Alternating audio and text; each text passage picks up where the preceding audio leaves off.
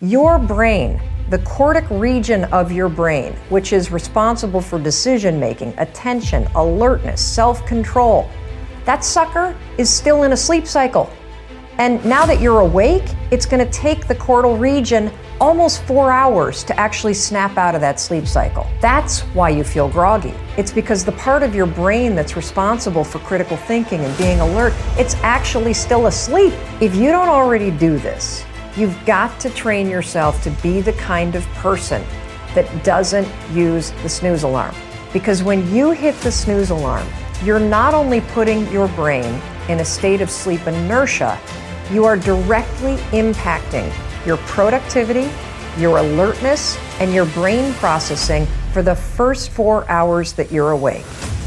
That's making life harder. I'm all about making life easier.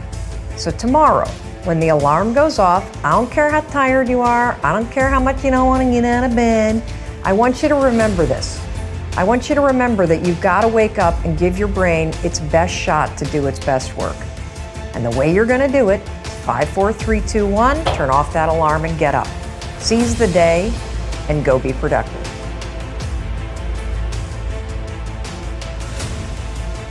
My morning routines are really detailed. I get up and I hydrate. The second thing I do every morning is I do something cold. So whether that's I jump in the ocean, because now I live in the ocean, but in those days it was taking a cold shower or splashing some cold water in my face or walking out when it was cold. It shocks our nervous system, our fight or flight kicks in, we're in a cellular, electric alive state. I obviously do some prayer and meditation every single morning. I've still not touched my telephone. So there's a rule, there's 30 minutes I cannot touch my telephone when I wake up. That's the hardest thing to do in the world and the thing that could benefit you the most, because whatever on that phone you have to react to. And typically it's stuff that's not great. And so I don't touch that. I do my meditation and my prayer, and I do some stretching, I do some breathing exercises, and then at that point I allow myself to enter the world after I've got my state controlled. And I work out every morning, except for Sundays. I work out every morning. If you can find things to be grateful for in that space, man, is your life going to be rich when there really are external things to be grateful for. So my first mechanism out of that space was honestly to stack the things I was grateful for, and I started reinforcing it over and over and over again. And what happens is there's this reticular activating system in our brains, right? And all of a sudden, because that's the messaging I was giving myself, all of a sudden, all these things start to come into my awareness that I'm grateful for. I start to magnetize to myself some people that I needed to find into my life, and that was the next layer. I started to see things to be grateful for, my health, my fitness, people who loved me. And what it is, it changed my state. When I stacked gratitude, I changed what I did in the morning, and I changed what I did in the evening. And so somehow by grabbing control of my morning and by grabbing control of my evening, I got some measure of control over the middle of my day.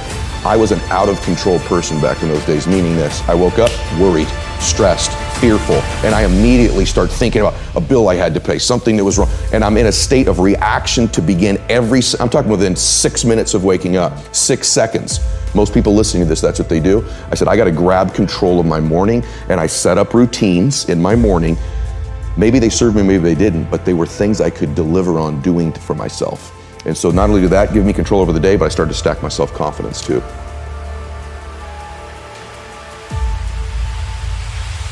As soon as I wake up, I immediately try to think of something I'm grateful for, which everybody knows that and thinks about it, but I play this game with myself on how far I can lower the bar, meaning I tried to do a gratitude journal about 3 years ago, and after about 5 weeks, I ran out of stuff to say. I'm not talking about a half-hour gratitude meditation. I just need one little thing, or I pick up a book. If I'm reading one of the books that you have on the shelf, I'll just pick 3 sentences and read something empowering, and I'll get that state of mind from my brain.